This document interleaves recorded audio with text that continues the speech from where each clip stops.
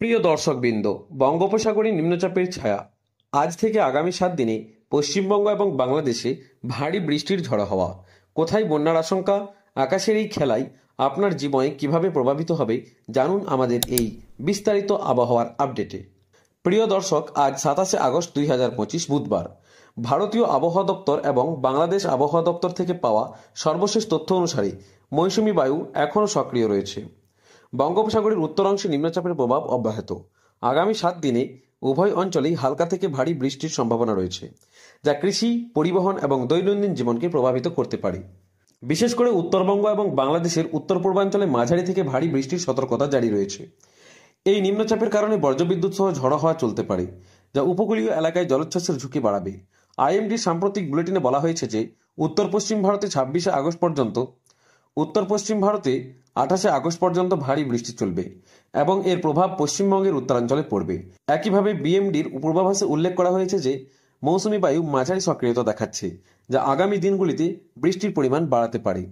প্রথমে পশ্চিমবঙ্গের আবহাওয়া নিয়ে আলোচনা করি। কলকাতায় আজ তাপমাত্রা সর্বোচ্চ 32 ডিগ্রি সেলসিয়াস এবং সর্বনিম্ন 26 ডিগ্রি সেলসিয়াসের কাছাকাছি থাকবে। আইএমডির পূর্বাভাস অনুসারে 27 আগস্ট কলকাতায় বৃষ্টির পরিমাণ 50 থেকে 100 মিলিমিটার হতে পারে, যা নিচু এলাকায় জল জমার কারণ হবে। উত্তরবঙ্গের জেলাগুলিতে যেমন জলপাইগুড়ি, দার্জিলিং, আলিপুরদুয়ারে আজ থেকে 29 আগস্ট পর্যন্ত ভারী বৃষ্টির সতর্কতা রয়েছে, যার পরিমাণ 100 থেকে 150 মিলিমিটার। এর ফলে তিস্তা, মহানন্দা নদীর জলস্তর বাড়তে পারে এবং বন্যার আশঙ্কা রয়েছে। 30 আগস্ট এবং 31 আগস্ট বৃষ্টি কিছুটা কমবে, কিন্তু তাপমাত্রা 31 থেকে 33 ডিগ্রি থাকায় আর্দ্রতা 80%-এর উপর থাকবে, যা গরম অনুভূত করাবে। দক্ষিণবঙ্গের জেলাগুলোতে যেমন হাওড়া, হুগলি, পূর্ব ও পশ্চিম মেদিনীপুরে 26 থেকে 28 আগস্ট মাঝারি বৃষ্টি চলবে এবং 29 আগস্ট থেকে আকাশ আংশিক মেঘাচ্ছন্ন হবে।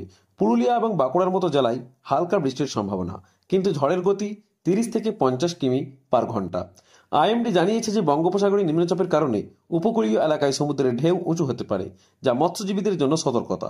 1 সেপ্টেম্বরে বৃষ্টি আরও কমে আসবে, কিন্তু মৌসুমী বায়ুর প্রভাব অব্যাহত থাকবে।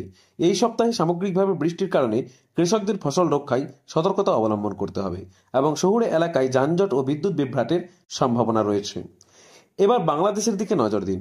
বিএমডির সর্বশেষ বুলেটিন অনুসারে আজ থেকে আগামী 24 ঘন্টায় রংপুর, ময়মনসিংহ এবং সিলেট বিভাগে অনেক জায়গায় হালকা থেকে মাঝারি বৃষ্টি, বজ্রঝড় সহ অস্থায়ী ঝড়ো হওয়া হবে, যার মধ্যে রংপুর, ময়মনসিংহ এবং সিলেটে মাঝারি ভারী বৃষ্টির সম্ভাবনা।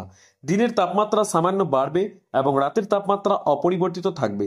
ঢাকায় আজ তাপমাত্রা সর্বোচ্চ 31 ডিগ্রি এবং সর্বনিম্ন 26 ডিগ্রি সেলসিয়াস, কিন্তু বৃষ্টির কারণে আর্দ্রতা 85%-এর উপরে।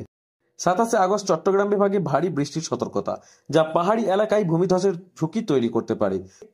খুলনা ও বরিশালে 28 আগস্ট থেকে 30 আগস্ট পর্যন্ত মাঝারি বৃষ্টি চলবে, যার পরিমাণ 50 থেকে 80 মিলিমিটার। রাজশাহী বিভাগে হালকা তাপপ্রবাহের সম্ভাবনা, কিন্তু বৃষ্টি এর মধ্যে বাধা দেবে। 31 আগস্ট এবং 1 সেপ্টেম্বরে সারা দেশে বজ্রবিদ্যুৎ সহ বৃষ্টির সম্ভাবনা 80 থেকে 90%।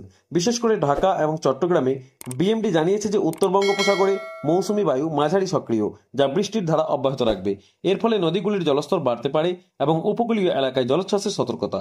গত 24 ঘন্টায় সর্বোচ্চ তাপমাত্রা 35 ডিগ্রি সেলসিয়াস কক্সবাজারে এবং সর্বনিম্ন 24.8 ডিগ্রি সেলসিয়াস বন্দারবনে রেকর্ড করা হয়েছে।